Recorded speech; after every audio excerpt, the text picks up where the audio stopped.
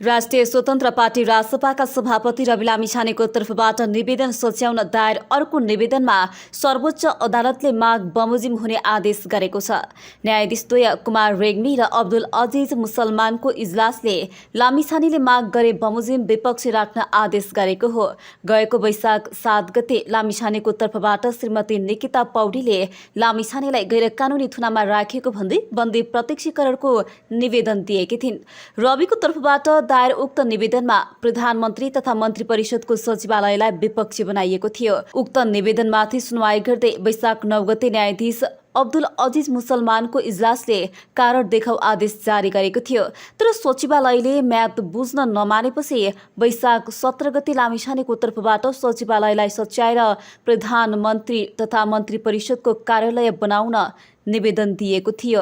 रविको बन्दी प्रत्यक्षीकरण निवेदनमा प्रधानमन्त्री तथा मन्त्री परिषद